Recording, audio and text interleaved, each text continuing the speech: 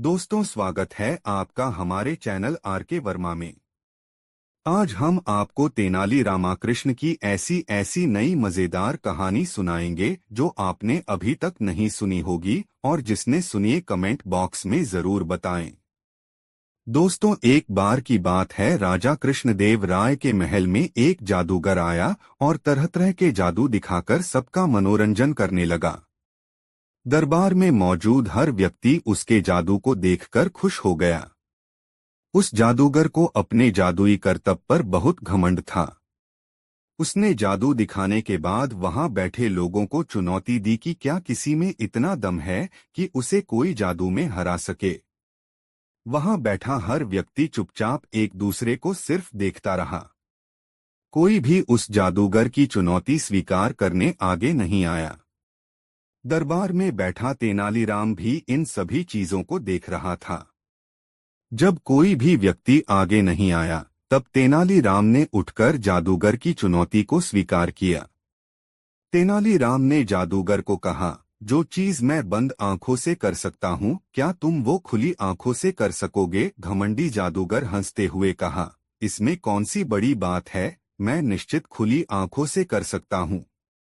जादूगर की बात सुनने के बाद तेनालीराम द्वारपाल के पास गया और उसके कानों में कुछ कहा।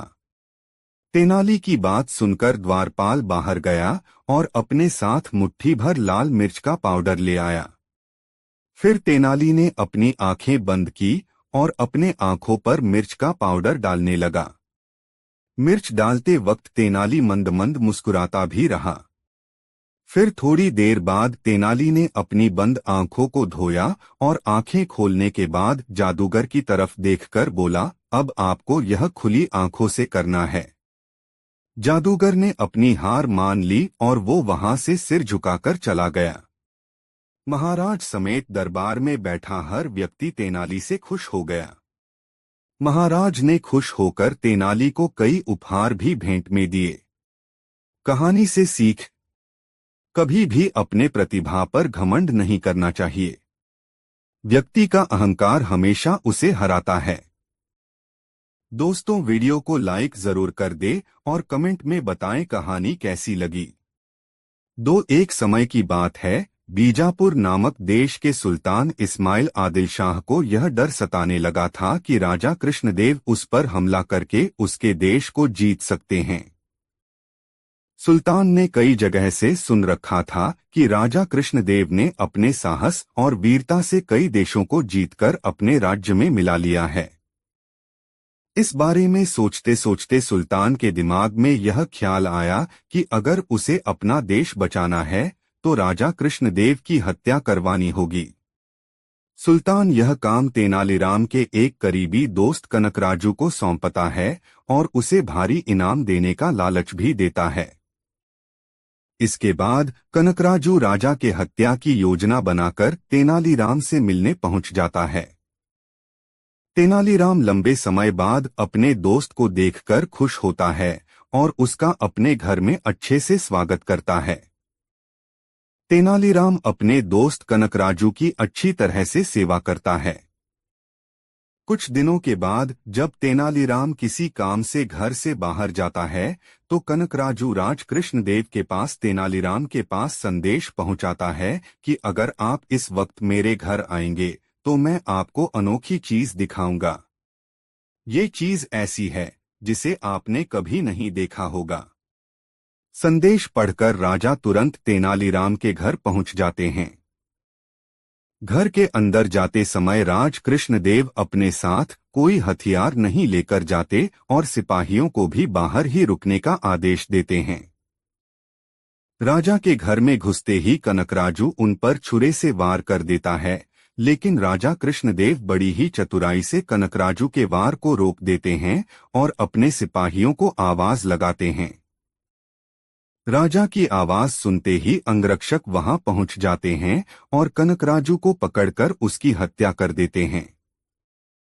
राजा कृष्णदेव का कानून था कि राजा पर जानलेवा हमला करने वाले को जो आश्रय देता है उसे मृत्युदंड की सजा सुनाई जाती है। इसलिए तेनालीराम को भी मौत की सजा सुनाई जाती है। मृत्युदंड मिलने के बाद तेनालीराम राजा से माफी की गुहार लगाता है, लेकिन राजा कृष्णदेव कहते हैं, तेनालीराम, मैं तुम्हारे लिए राज्य के नियम नहीं बदल सकता। तुमने उस व्यक्ति को अपने घर में रहने दिया जिसने मुझे मरने की कोशिश की थी। इसलिए मैं तुम्हें क्षमा तो नहीं कर सकता, लेकिन तुम्हें किस तरह की मृत्यु चाहिए, यह निर्णय मैं तुम पर छोड़ता हूँ। इतना सुनते ही तेनालीराम कहता है, महाराज, मुझे बुढ़ापे की मौत चाहिए। यह सुनकर सभी हैरान हो गए और राजा कृष्णदेव हंसते हुए कहते हैं, तेनालीराम, तुम अपनी समझदारी से फिर बच गए। कहानी से सीख, चाहे जितनी बड़ी मुश्किल की घड़ी हो, लेकिन अगर समझदारी से काम लिया जाए तो हर समस्या का हल निकल सकता है। तेनालीराम ने भी ऐसा ही किया। सामने मौत नजर आते हुए भी उसने दिमाग से काम लिया और अपनी जान बचाई। दोस्तों, कहानी कैसी लगी कमेंट में जरूर बताएं। एक बार राजा कृष्णदेव राय अपने दरबारियों के साथ चर्चा कर रहे थे। चर्चा करते करते अचानक बात चतुराई पर होने लगी। महाराज कृष्णदेव राय के दरबार में राजगुरु से लेकर कई अन्य दरबारी तेनालीराम से जलते थे। ऐसे में तेनालीराम को नीचा दिखाने के लिए एक मंत्री दरबार में बोल पड़ा कि महाराज, दरबार में एक से बढ़कर एक बुद्धिमान और चतुर लोग मौजूद हैं, और अगर मौका दिया जाए तो हम सभी अपनी चतुराई आपके सामने पेश कर सकते हैं। किंतु महाराज कृष्णदेव ने हैरत में पड़ते हुए पूछा, किंतु क्या मंत्री जी? इस पर सेनापति बोले, महाराज, मैं आपको बताता हूं कि मंत्री जी के मन में क्या बात है। दरअसल इस दरबार में तेनालीराम के अलावा किसी को भी अपनी चतुराई साबित करने का मौका नहीं दिया जाता है। हर बार तेनालीराम ही चतुराई का श्रेय ले जाते हैं, तो ऐसे में दरबार के बाकी लोग अपनी योग्यता कैसे दिखा सकते हैं। महाराज कृष्णदेव राय सेनापति की बात सुनकर समझ गए कि दरबार के सभी लोग तेनाली के विरोध में उतर आए हैं। इसके बाद महाराज कुछ देर शांत रहे और मन ही मन विचार करने लगे। तभी महाराज की नजर भगवान की मूर्ति के सामने जल रही धूपबत्ती पर गई। धूपबत्ती को देखकर महाराज के मन में सभी दरबारियों की परीक्षा लेने का विचार आया। उन्होंने तुरंत कहा, आप सभी दरबारियों को अपनी चतुराई साबित करने का एक मौका जरूर दिया जाएगा। जब तक सभी दरबारी अपनी चतुराई साबित नहीं कर देते, तेनाली बीच में नहीं आएगा। यह सुनकर दरबार में मौजूद लोग खुश हो गए। उन्होंने कहा, ठीक है महाराज, आप बताएं कि हमें क्या करना होगा। राजा कृष्णदेव राय ने धूपबत्ती की तरफ उंगली करते हुए कहा कि मेरे लिए 2 हाथ धुआं लेकर आओ। जो भी यह काम कर पाएगा उसे तेनालीराम से अधिक बुद्धिमान समझा जाएगा।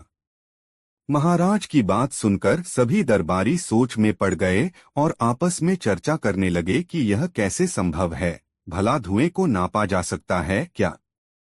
इसके बाद अपनी चतुराई साबित करने के लिए सभी दरबारियों ने अपना हाथ आजमाया, लेकिन कोई भी धुआं नाप नहीं पाया। जैसे ही कोई धुएं को नापने की कोशिश करता, धुआं उनके हाथों से निकलकर उड़ जाता। जब सभी दरबारियों ने हार मान ली, तब उनमें से एक दरबारी बोला कि महाराज, हमारे हिसाब से धुएं को नापा नहीं जा सकता है। हाँ, अगर तेनाली ऐसा कर पाए तो हम उसे अपने से भी अधिक बुद्धिमान मान लेंगे, लेकिन अगर वह ऐसा नहीं कर पाए तो आपको उन्हें हमारे जैसा ही समझना होगा। राजा मुस्कुराते हुए बोले, क्यों तेनालीराम, क्या तुम तैयार हो? इस पर तेनालीराम ने सिर झुकाते हुए कहा, महाराज, मैंने हमेशा आपके आदेश का पालन किया है, इस बार भी जरूर करूंगा। इसके बाद तेनालीराम ने एक सेवक को बुलाया और उसके कान में कुछ कहा। उनकी बात सुनकर सेवक तुरंत दरबार से बाहर चला गया। दरबार में चारों ओर चुप्पी छा गई। सभी यह देखने के लिए उतावले हुए जा रहे थे कि आखिर कैसे तेनालीराम राजा को 2 हाथ धुआं देता है। तभी सबकी नजर सेवक पर पड़ी, जो शीशे की बनी 2 हाथ लंबी नली लेकर दरबार में वापस आया था। तेनालीराम ने उस शीशे की नली का मुंह धूप बत्ती से निकलते धुएं पर लगा दिया। थोड़ी ही देर में शीशे की पूरी नली धुएं से भर गई और तेनाली ने जल्दी से नली के मुंह पर कपड़ा लगाकर उसे बंद कर दिया और उसे महाराज की तरफ करते हुए कहा, महाराज, यह लीजिए 2 हाथ धुआं। यह देख महाराज के चेहरे पर मुस्कान आ गई और उन्होंने तेनाली से नली लेकर दरबारियों की ओर देखा। सभी के सिर तेनालीराम की चतुराई देखकर शर्म से नीचे झुके हुए थे। वहां कुछ दरबारी तेनालीराम के पक्ष में भी थे। उन सब की आंखों में तेनालीराम के लिए सम्मान था। तेनालीराम की बुद्धिमानी और चतुराई देखकर राजा बोले, अब तो आप लोग यह समझ गए होंगे कि तेनालीराम की बराबरी करना संभव नहीं है। इसके जवाब में दरबारी कुछ भी बोल न सके और उन लोगों ने चुपचाप सिर झुका लिया। कहानी से सीख, हमें दूसरों की बुद्धिमत्ता का सम्मान करना चाहिए और किसी की चतुराई से जलन नहीं करनी चाहिए। दोस्तों, यह कहानी कैसी लगी कमेंट में जरूर बताएं और वीडियो को एक लाइक जरूर कर दें। 4 नालीराम की कहानी। बाबापुर की रामलीला।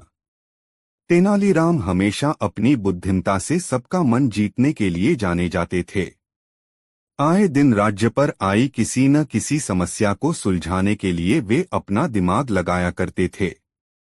इसी तरह जब एक बार दशहरा पर नाटक मंडली विजयनगर नहीं पहुंच पाई तो तेनाली ने क्या किया, आइए जानते हैं।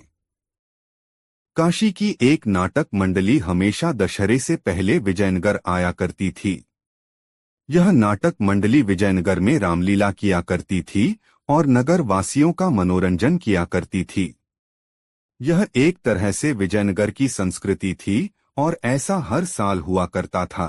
लेकिन एक साल ऐसा आया जब काशी नाटक मंडली के कई सदस्य बीमार पड़ गए और उन्होंने कह दिया कि वो विजयनगर नहीं आ पाएंगे।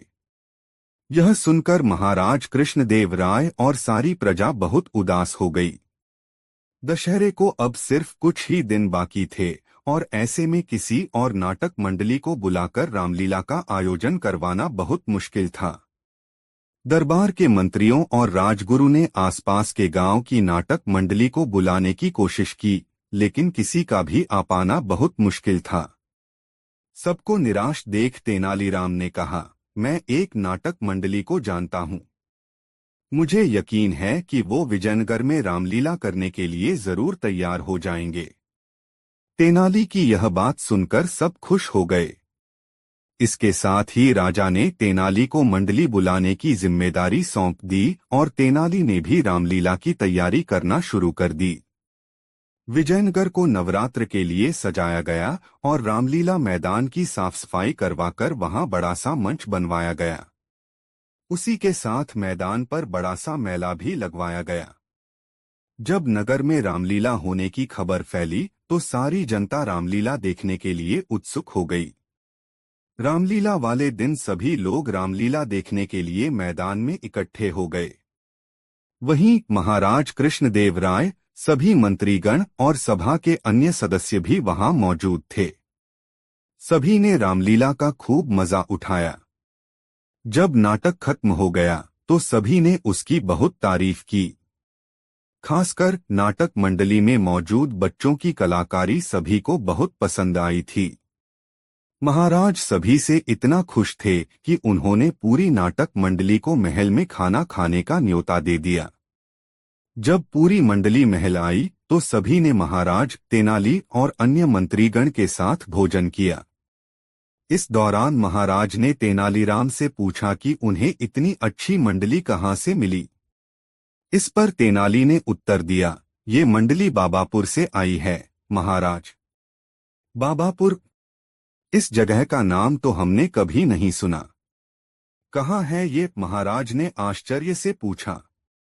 यही विजयनगर के पास ही है महाराज। तेनाली की यह बात सुनकर मंडली के सदस्य मुस्कुराने लगे। इस पर महाराज ने उनसे मुस्कुराने की वजह पूछी तो मंडली का एक बच्चा बोला, महाराज, हम विजयनगर के ही रहने वाले हैं। इस मंडली को तेनाली बाबा ने तैयार करवाया है और इसलिए हमारा नाम बाबापुर की मंडली है। बच्चे की यह बात सुनकर महाराज सहित सभी लोग ठहाके लगाने लगे। कहानी से सीख। बच्चों, इस कहानी से हमें यह सीख मिलती है कि ऐसी कोई समस्या नहीं है जिसे दूर न किया जा सके। बस इसके लिए संयम और बुद्धिमानी से काम लेने की जरूरत होती है, जैसे इस कहानी में तेनालीराम ने किया। दोस्तों, यह प्यारी कहानी आपको कैसी लगी कमेंट में जरूर बताएं। 5 विजयनगर राज्य के राजा थे कृष्णदेव राय, जिन्हें पशु पक्षियों के साथ साथ अद्भुत और अनोखी चीजों का भी बहुत शौक था। यही कारण था कि मंत्रियों से लेकर दरबारी हमेशा अनोखी चीजों की खोज में लगे रहते थे। वे उन अनोखी चीजों को देकर न सिर्फ महाराज को खुश करना चाहते थे, बल्कि उनसे उपहार और पैसे ऐंठना भी उनका मकसद था। एक बार की बात है, महाराज का एक दरबारी उनको खुश करने के लिए एक अनोखा लाल रंग का मोर रंगाई करने वाले से रंगवा कर लेकर आया। वह दरबारी उसे सीधे महाराज के पास ले आया और बोला, महाराज, मैंने यह अनोखा मोर मध्य प्रदेश के घने जंगलों से मंगवाया है। महाराज ने भी उस मोर को देखा और वो आश्चर्यचकित हो गए।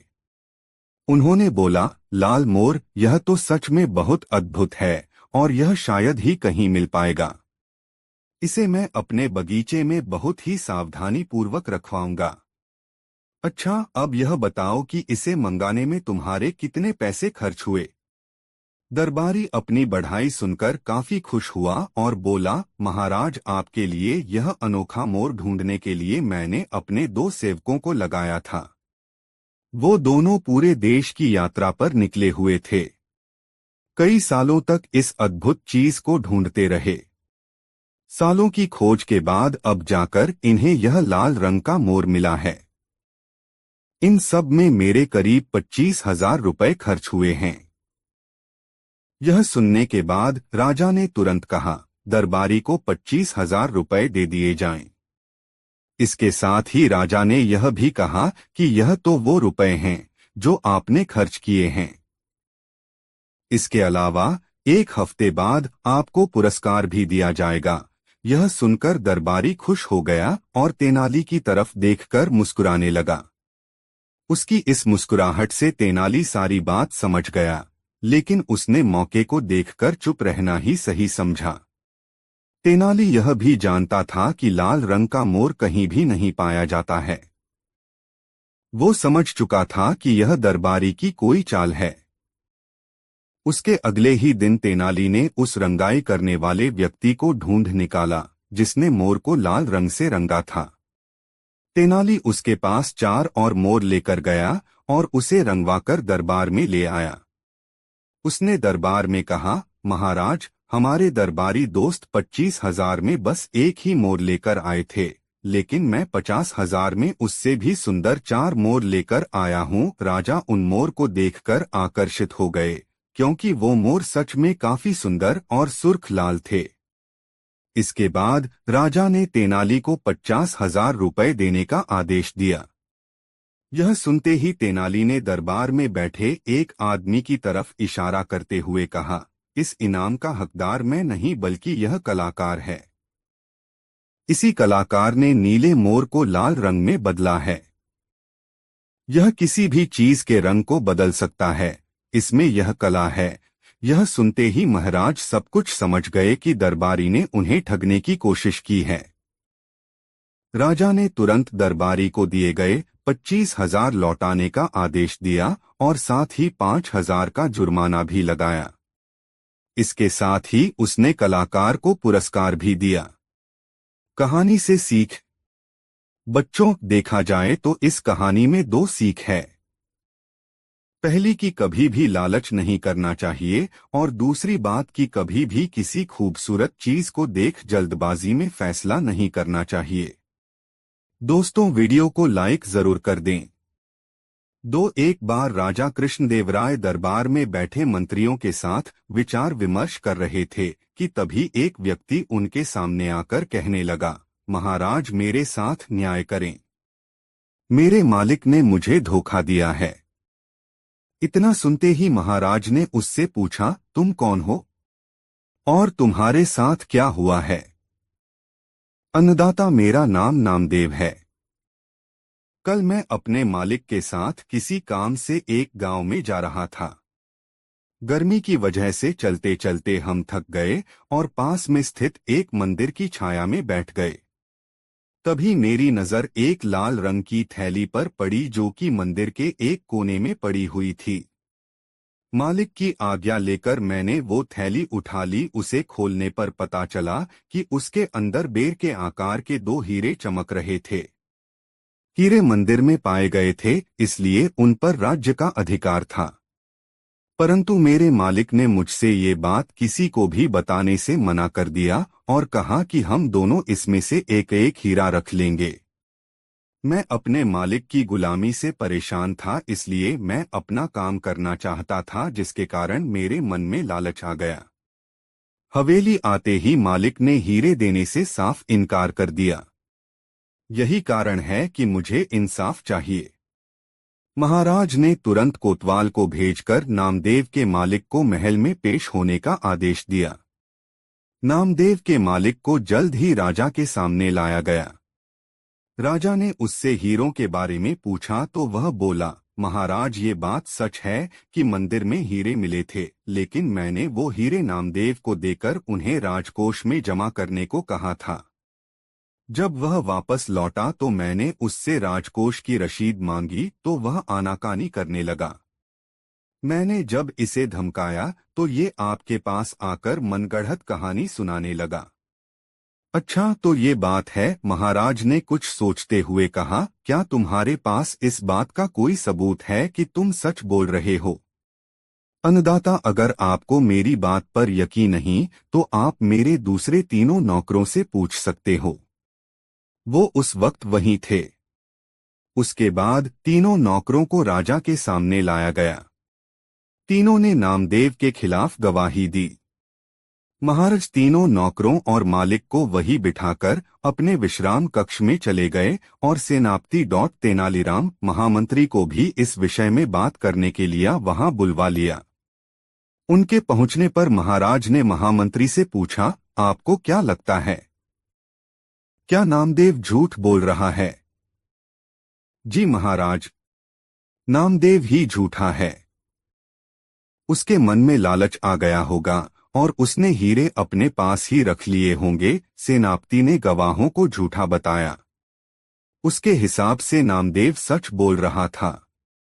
तेनालीराम चुपचाप खड़ा सबकी बातें सुन रहा था। तब महाराज ने उसकी ओर देखते हुए उसकी राय मांगी। तेनालीराम बोला, महाराज, कौन झूठा है और कौन सच्चा इस बात का अभी पता लग जाएगा, परंतु आप लोगों को कुछ समय के लिए पर्दे के पीछे छुपना होगा। महाराज इस बात से सहमत हो गए क्योंकि वो जल्दी से जल्दी इस मसले को सुलझाना चाहते थे, इसीलिए पर्दे के पीछे जाकर छुप गए। महामंत्री और सेनापति मुंह सिकोड़ते हुए पर्दे के पीछे चले गए। अब विश्राम कक्ष में केवल तेनालीराम ही दिखाई दे रहा था। अब उसने सेवक से कहकर पहले गवाह को बुलाया। गवाह के आने पर तेनालीराम ने पूछा, क्या तुम्हारे मालिक ने तुम्हारे सामने नामदेव को हीरे दिए थे? जी हाँ। फिर तो तुम्हें हीरे के रंग और आकार के बारे में भी पता होगा। तेनालीराम ने एक कागज और कलम गवाह के सामने करते हुए उससे कहा, लो, मुझे इस पर हीरे का चित्र बनाकर दिखाओ। इतना सुनते ही उसकी सिट्टी पिट्टी गुल हो गई और बोला, मैंने हीरे नहीं देखे क्योंकि वो लाल रंग की थैली में थे। अच्छा, अब चुपचाप वहां जाकर खड़े हो जाओ। अब दूसरे गवाह को बुलाकर उससे भी यही प्रश्न पूछा गया। उसने हीरो के रंग के बारे में बताकर कागज पर 2 गोल गोल आकृतियां बनाकर अपनी बात साबित की। फिर उसे भी पहले गवाह के पास खड़ा कर दिया गया और तीसरे गवाह को बुलाया गया। उसने बताया कि हीरे भोजपत्र की थैली में थे, इस वजह से वह उन्हें देख नहीं पाया। इतना सुनते ही महाराज पर्दे के पीछे से सामने आ गए। महाराज को देखते ही तीनों घबरा गए और समझ गए कि अब सच बोलने में ही उनकी भलाई है। तीनों महाराज के पैरों को पकड़कर माफी मांगने लगे और बोले, हमें झूठ बोलने के लिए हमारे मालिक ने धमकाया था और नौकरी से निकालने की धमकी दी थी, इसीलिए हमें झूठ बोलना पड़ा। महाराज ने तुरंत मालिक के घर की तलाशी के आदेश दे दिए। तलाशी लेने पर दोनों हीरे बरामद कर लिए गए। सजा के तौर पर मालिक को 10,000 स्वर्ण मुद्राएं नामदेव को देनी पड़ी और 20,000 स्वर्ण मुद्राएं जुर्माने के तौर पर भरनी पड़ी, जबकि बरामद हुए दोनों हीरे राजकोष में जमा कर लिए गए। इस प्रकार तेनालीराम की मदद से महाराज ने नामदेव के हक में फैसला सुनाया। दोस्तों, इस वीडियो को लाइक जरूर कर दे और वीडियो कैसा लगा कमेंट में जरूर बताएं। 4 हर वर्ष दशहरे से पूर्व काशी की नाटक मंडली विजयनगर आती थी। सामान्यतः वे राजा कृष्णदेव राय तथा विजयनगर की प्रजा के लिए रामलीला किया करते थे। परंतु एक बार राजा को सूचना मिली कि नाटक मंडली विजयनगर नहीं आ रही है। इसका कारण यह था कि नाटक मंडली के कई सदस्य बीमार हो गए थे। यह सूचना पाकर राजा बहुत दुखी हुए, क्योंकि दशहरे में अब कुछ ही दिन बाकी थे। इतने कम दिनों में दूसरी नाटक मंडली की भी व्यवस्था नहीं की जा सकती थी। पास में दूसरी कोई नाटक मंडली नहीं होने के कारण इस वर्ष रामलीला होने के आसार दिखाई नहीं पड़ रहे थे, जबकि दशहरे से पूर्व रामलीला होना विजयनगर की पुरानी संस्कृति थी। महाराज को इस तरह दुखी देखकर राजगुरु बोले, महाराज, यदि चाहें तो हम रामपुर के कलाकारों को संदेश भेज सकते हैं, परंतु इसमें तो कुछ सप्ताह का समय लगेगा, राजा ने निराश स्वर में कहा। इस पर तेनालीराम बोले, महाराज, मैं पास ही की एक मंडली को जानता हूँ, वे यहाँ 2 दिन में आ जाएंगे और मुझे विश्वास है कि वे रामलीला का अच्छा प्रदर्शन करेंगे। यह सुनकर राजा प्रसन्न हो गए और तेनालीराम को मंडली को बुलाने की जिम्मेदारी सौंप दी गई। साथ ही मंडली के रहने व खाने पीने की व्यवस्था का भार भी तेनाली के ही सुपुर्द कर दिया गया। शीघ्र ही रामलीला के लिए सारी व्यवस्था होनी शुरू हो गई। रामलीला मैदान को साफ किया गया। एक बड़ा सा मंच बनाया गया। नवरात्र के लिए नगर को सजाया गया। रामलीला देखने के लिए लोग बहुत उत्सुक थे, क्योंकि इसके पूर्व काशी की नाटक मंडली के न आने की सूचना से वे काफी दुखी थे, परंतु अब नई नाटक मंडली के आने की सूचना से उनका उत्साह दोगुना हो गया था। महल के निकट एक मेला भी लगाया गया था। कुछ ही दिनों में मंडली रामलीला के लिए तैयार हो गई। राजा, दरबारी, मंत्री व प्रजा प्रतिदिन रामलीला देखने आते। दशहरे के दिन की अंतिम कड़ी तो बहुत ही सराहनीय थी। मंडली में अधिकतर कलाकार बच्चे थे। उनकी कलाकारी देखकर लोगों की आंखों में आंसू तक आ गए। दशहरे के पश्चात राजा ने कुछ मंत्रियों तथा मंडली के सदस्यों को महल में भोजन के लिए बुलाया। भोजन के पश्चात राजा ने मंडली के सदस्यों को पुरस्कार दिया। फिर वे तेनालीराम से बोले, तुम्हें इतनी अच्छी मंडली कैसे मिली? बाबापुर से महाराज, तेनालीराम ने उत्तर दिया। बाबापुर? यह कहाँ है? मैंने इसके विषय में कभी नहीं सुना, राजा ने आश्चर्य से पूछा। बाबापुर विजयनगर के पास ही है, महाराज, तेनालीराम बोला। तेनालीराम की बात सुनकर मंडली के कलाकार मुस्करा दिए। राजा ने उनसे उनके इस प्रकार मुस्कराने का कारण पूछा तो मंडली का एक छोटा बालक सदस्य बोला, महाराज, वास्तव में हम लोग विजयनगर से ही आए हैं। तेनाली बाबा ने 3 दिन में हमें यह नाटक करना सिखाया था, इसलिए इसे हम बाबापुर की रामलीला कहते हैं। यह सुनकर राजा भी खिलखिलाकर हंस पड़े। अब उन्हें भी बाबापुर के रहस्य का पता चल गया था। दोस्तों, इस वीडियो को लाइक जरूर कर दे और वीडियो कैसा लगा कमेंट में जरूर बताएं। 5 राजा कृष्णदेव राय का दरबार लगा हुआ था। महाराज अपने दरबारियों के साथ किसी चर्चा में व्यस्त थे। अचानक से चतुर और चतुराई पर चर्चा चल पड़ी। महाराज कृष्णदेव के दरबार में दरबारियों से लेकर राजगुरु तक तेनालीराम से चिढ़ते थे। तेनालीराम को नीचा दिखाने के उद्देश्य से एक मंत्री ने खड़े होकर कहा, महाराज, आपके इस दरबार में बुद्धिमान और चतुर लोगों की कमी नहीं। यदि अवसर दिया जाए तो हम भी अपनी बुद्धिमानी सिद्ध कर सकते हैं, किंतु क्या मंत्री जी? महाराज कृष्णदेव ने आश्चर्य से पूछा। सेनापति अपने स्थान से उठकर बोला, मैं बताता हूं महाराज। मंत्री जी क्या कहना चाहते हैं?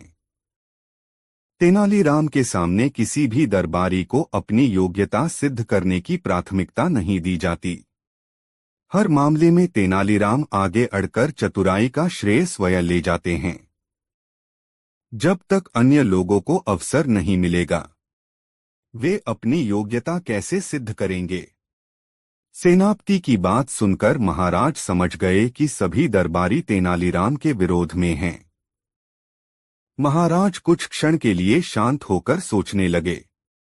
तभी उनकी दृष्टि कोने में लगी ठाकुर जी की प्रतिमा पर गई। प्रतिमा के सामने जलती धूप बत्ती को देखकर राजा को सभी दरबारियों की परीक्षा लेने का उपाय सूझ गया। उन्होंने फौरन कहा, आप सभी को अपनी योग्यता सिद्ध करने का एक अवसर अवश्य दिया जाएगा, और जब तक आप सभी अपनी योग्यता सिद्ध नहीं कर देते तेनालीराम भी बीच में नहीं आएगा। यह सुनकर सभी दरबारी बड़े प्रसन्न हुए। ठीक है महाराज, कहिए हमें क्या करना है? राजा ने धूप बत्ती की और इशारा करते हुए कहा, मुझे 2 हाथ धुआं चाहिए। जो भी दरबारी ऐसा कर पाया उसे तेनालीराम से भी अधिक बुद्धिमान और चतुर समझा जाएगा। राजा कृष्णदेव की बात सुनकर सभी दरबारी आपस में फुसफुसाने लगे कि यह कैसा मूर्खतापूर्ण कार्य है। भला धुआं भी कभी नापा जा सकता है। एक एक कर सभी दरबारी अपनी अपनी युक्ति लगाकर धुआं नापने में लग गए। कोई दोनों हाथों में धुआं नापने की कोशिश करता, किंतु धुआं हाथों से निकल लहराता हुआ ऊपर की तरफ निकल जाता। सभी ने भरपूर कोशिश की, लेकिन कोई भी 2 हाथ धुआं महाराज को न दे सका। जब सभी दरबारी थक कर बैठ गए तो एक दरबारी बोला, महाराज, धुआं नापना हमारी दृष्टि में असंभव कार्य है। हाँ, यदि तेनालीराम ऐसा कर पाए तो हम उसे अपने से भी चतुर मान लेंगे, किंतु वह ऐसा नहीं कर पाए तो आप उसे हमारे समान ही समझेंगे। राजा मंद मंद मुस्कुराते हुए बोले, क्यों तेनाली, क्या तुम्हें यह चुनौती स्वीकार है? तेनालीराम ने अपने स्थान से उठकर सिर झुकाते हुए कहा, अन्नदाता, मैंने सदैव आपके आदेश का पालन किया है, इस बार भी अवश्य करूंगा। तेनालीराम ने एक सेवक को बुलाकर उसके कान में कुछ शब्द कहे।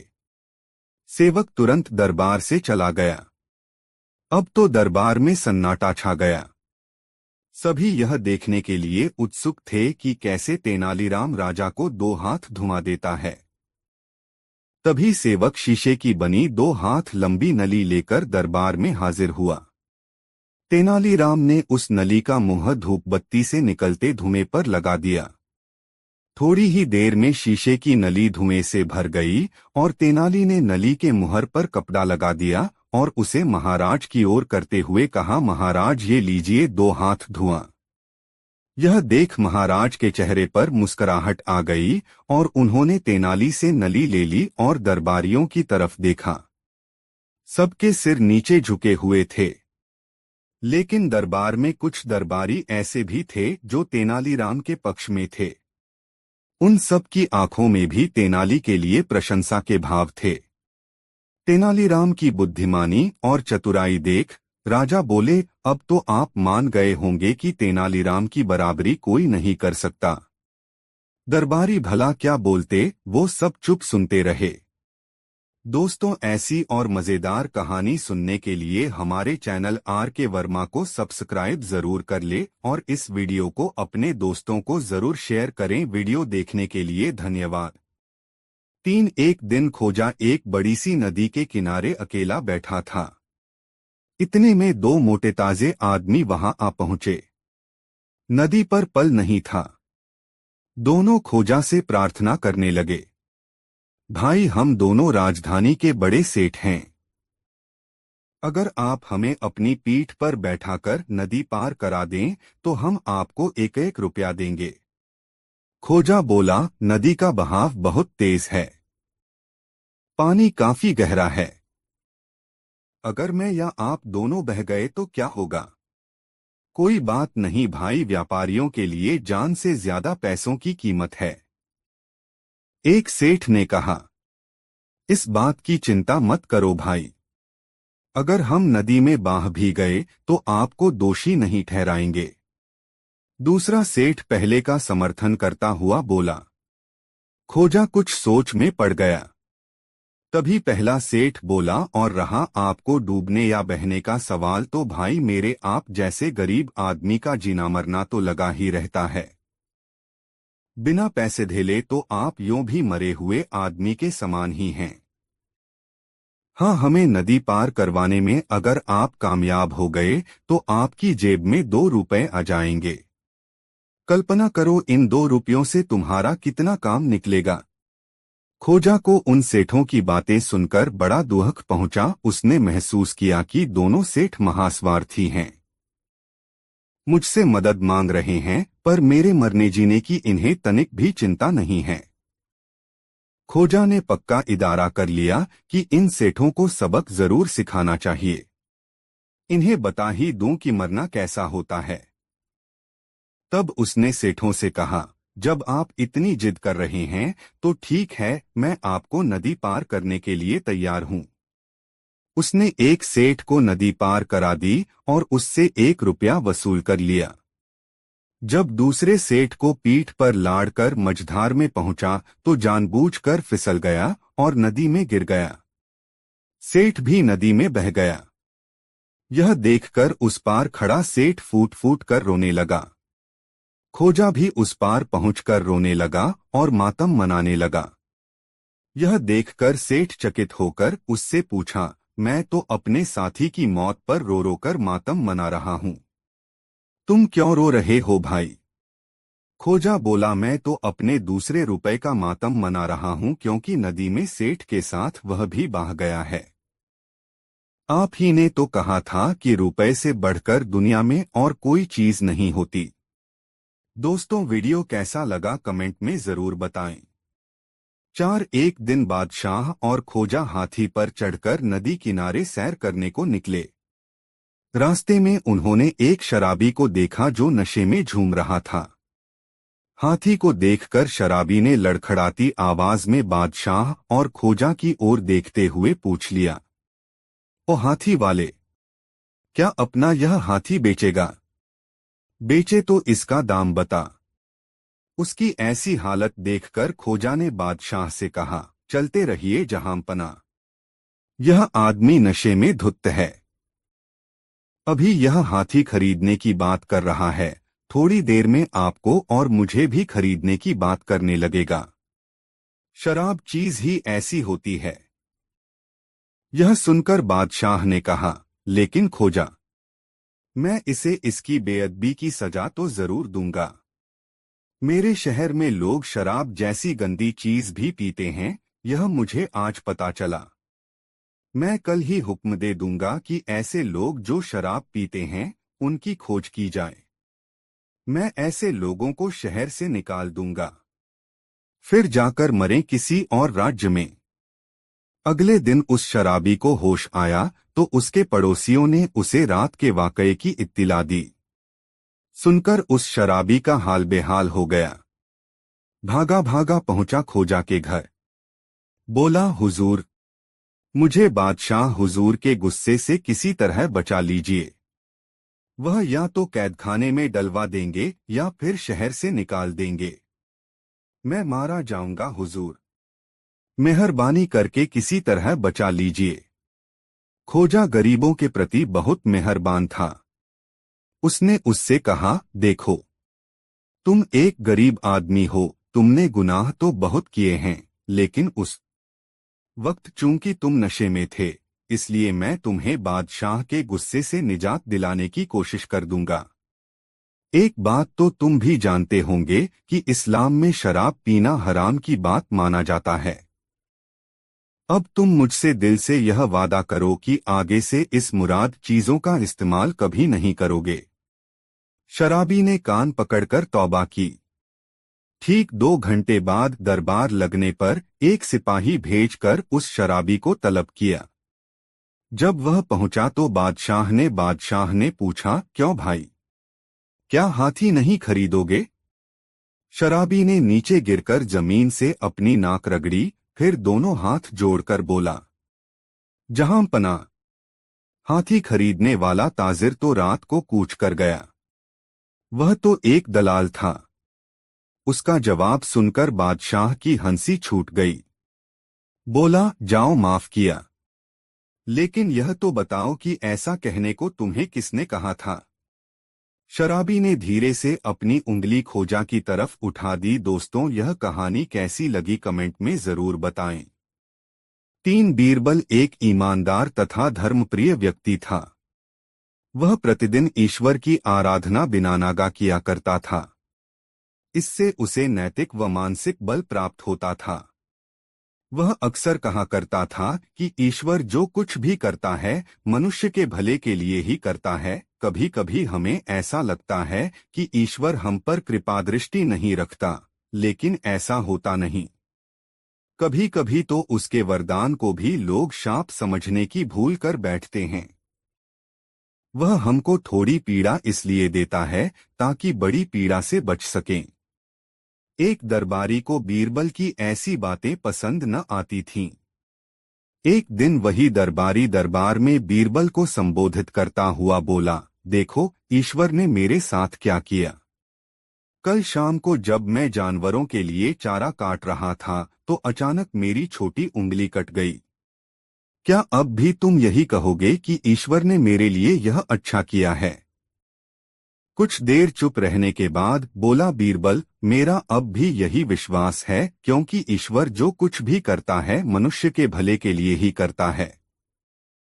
सुनकर वह दरबारी नाराज हो गया कि मेरी तो उंगली कट गई और बीरबल को इसमें भी अच्छाई नजर आ रही है। मेरी पीड़ा तो जैसे कुछ भी नहीं। कुछ अन्य दरबारियों ने भी उसके सुर में सुर मिलाया। तभी बीच में हस्तक्षेप करते हुए बादशाह अकबर बोले, बीरबल, हम भी अल्लाह पर भरोसा रखते हैं, लेकिन यहाँ तुम्हारी बात से सहमत नहीं। इस दरबारी के मामले में ऐसी कोई बात नहीं दिखाई देती जिसके लिए उसकी तारीफ की जाए। बीरबल मुस्कुराता हुआ बोला, ठीक है जहां पनाह, समय ही बताएगा। अब 3 महीने बीत चुके थे। वह दरबारी जिसकी उंगली कट गई थी घने जंगल में शिकार खेलने निकला हुआ था। एक हिरन का पीछा करते वह भटककर आदिवासियों के हाथों में जा पड़ा। वे आदिवासी अपने देवता को प्रसन्न करने के लिए मानव बलि में विश्वास रखते थे। वे उस दरबारी को पकड़कर मंदिर में ले गए बलि चढ़ाने के लिए। लेकिन जब पुजारी ने उसके शरीर का निरीक्षण किया तो हाथ की एक उंगली कम पाई। नहीं, इस आदमी की बलि नहीं दी जा सकती। मंदिर का पुजारी बोला, यदि 9 उंगलियों वाले इस आदमी को बलि चढ़ा दिया गया तो हमारे देवता बजाय प्रसन्न होने के क्रोधित हो जाएंगे। अधूरी बलि उन्हें पसंद नहीं। हमें महामारियों, बाढ़ या सूखे का प्रकोप झेलना पड़ सकता है, इसलिए इसे छोड़ देना ही ठीक होगा। और उस दरबारी को मुक्त कर दिया गया। अगले दिन वह दरबारी दरबार में बीरबल के पास आकर रोने लगा। तभी बादशाह भी दरबार में आ पहुंचे और उस दरबारी को बीरबल के सामने रोता देखकर हैरान रह गए। तुम्हें क्या हुआ, रो क्यों रहे हो? अकबर ने सवाल किया। जवाब में उस दरबारी ने अपनी आपबीती विस्तार से कह सुनाई। वह बोला, अब मुझे विश्वास हो गया है कि ईश्वर जो कुछ भी करता है मनुष्य के भले के लिए ही करता है। यदि मेरी उंगली न कटी होती तो निश्चित ही आदिवासी मेरी बलि चढ़ा देते। इसीलिए मैं रो रहा हूं, लेकिन ये आंसू खुशी के हैं। मैं खुश हूं क्योंकि मैं जिंदा हूं। बीरबल के ईश्वर पर विश्वास को संदेह की दृष्टि से देखना मेरी भूल थी। अकबर ने मंद मंद मुस्कराते हुए दरबारियों की ओर देखा जो सिर झुकाए चुपचाप खड़े थे। अकबर को गर्व महसूस हो रहा था कि बीरबल जैसा बुद्धिमान उसके दरबारियों में से एक है। दोस्तों, वीडियो कैसा लगा कमेंट में जरूर बताएं। एक रात सोते समय बादशाह अकबर ने यह अजीब सपना देखा कि केवल एक छोड़कर उनके बाकी सभी दांत गिर गए हैं। फिर अगले दिन उन्होंने देश भर के विख्यात ज्योतिषियों व नुजूमियों को बुला भेजा और उन्हें अपने सपने के बारे में बताकर उसका मतलब जानना चाहा।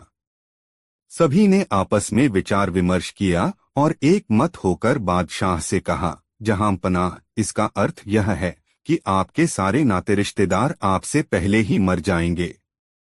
यह सुनकर अकबर को बेहद क्रोध हो आया और उन्होंने सभी ज्योतिषियों को दरबार से चले जाने को कहा। उनके जाने के बाद बादशाह ने बीरबल से अपने सपने का मतलब बताने को कहा। कुछ देर तक तो बीरबल सोच में डूबा रहा, फिर बोला, हुजूर, आपके सपने का मतलब तो बहुत ही शुभ है। इसका अर्थ है कि अपने नाते रिश्तेदारों के बीच आप ही सबसे अधिक समय तक जीवित रहेंगे। बीरबल की बात सुनकर बादशाह बेहद प्रसन्न हुए। बीरबल ने भी वही कहा था जो ज्योतिषियों ने, लेकिन कहने में अंतर था। बादशाह ने बीरबल को इनाम देकर विदा किया। दोस्तों, इस वीडियो को लाइक जरूर कर दें। विजयनगर के महाराज कृष्णदेव हर बार तेनालीराम की सूझबूझ से दंग रह जाते थे। इस बार भी तेनालीराम ने महाराज को हैरान कर दिया। दरअसल एक बार महाराज कृष्णदेव पड़ोस के राज्य पर जीत हासिल करके विजयनगर लौटे और उन्होंने उत्सव मनाने की घोषणा कर दी। पूरे नगर को ऐसे सजाया गया जैसे कोई बड़ा त्योहार हो। अपनी इस जीत को यादगार बनाने के लिए महाराज कृष्णदेव के मन में विचार आया कि क्यों न नगर में विजय स्तंभ बनवाया जाए। स्तंभ बनाने के लिए महाराज ने राज्य के सबसे हुनरमंद शिल्पकार को तुरंत बुलवाया और उसे काम सौंप दिया। महाराज के आदेशानुसार शिल्पी भी अपने काम में जुट गया और कई हफ्तों तक दिन रात एक करके उसने विजय स्तंभ का काम पूरा किया। जैसे ही विजय स्तंभ बनकर तैयार हुआ तो महाराज समेत दरबारी व नगरवासी शिल्पकार की कला को देखकर उसके कायल हो गए। शिल्पी की कारीगरी से प्रसन्न होकर महाराज ने उसे दरबार में बुलाया और इनाम मांगने को कहा। उनकी बात सुनकर शिल्पकार ने कहा, हे महाराज, आपको मेरा काम पसंद आया, मेरे लिए यही सबसे बड़ा इनाम है। आप बस अपनी कृपा मुझ पर बनाए रखिएगा। शिल्पकार का जवाब सुनकर महाराज को खुशी हुई, लेकिन उन्होंने जिद पकड़ ली कि वह शिल्पी को कोई न कोई इनाम जरूर देंगे। महाराज ने शिल्पी को कहा कि उसे कोई न कोई इनाम मांगना ही होगा। महाराज की इच्छा को जानने के बाद दरबार में मौजूद अन्य दरबारी शिल्पकार से कहने लगे कि महाराज खुले मन से तुम्हें कुछ देना चाह रहे हैं, तुम जल्दी से मांग लो। शिल्पकार अपनी कला में माहिर होने के साथ ही स्वाभिमानी और बुद्धिमान भी था। शिल्पी को लगा कि अगर वह कुछ नहीं मांगता तो महाराज नाराज हो सकते हैं। अगर वह कुछ लेता है तो वह उसके स्वाभिमान और उसूलों के खिलाफ होगा। ऐसे में कुछ देर सोचने के बाद शिल्पकार ने साथ लाए अपने औजारों का झोला खाली किया और खाली झोले को महाराज की तरफ बढ़ाते हुए कहा कि इनाम स्वरूप इस झोले को दुनिया की सबसे बहुमूल्य वस्तु भर दीजिए। शिल्पी की बात सुनकर महाराज सोच में पड़ गए कि ऐसी कौन सी वस्तु है जो सबसे बहुमूल्य है। काफी देर तक सोचने के बाद महाराज ने दरबार में मौजूद राजपुरोहित व सेनापति समेत अन्य दरबारियों से इसका जवाब मांगा। घंटों सोचने के बाद भी शिल्पी को क्या दिया जाए, इसका उत्तर किसी को समझ नहीं आया। किसी से भी संतोषजनक जवाब न मिलने पर महाराज झल्ला गए और शिल्पी से कहने लगे कि इस दुनिया में हीरे जवाहरात से बढ़कर और क्या कीमती हो सकता है। चलो, मैं तुम्हारा ये झोला उसी से भर देता हूँ। महाराज की बात सुनकर शिल्पी ने इनकार में सिर हिलाते हुए कहा, नहीं महाराज, हीरे जवाहरात इस दुनिया में सबसे कीमती नहीं हैं। मैं वो कैसे ले सकता हूँ।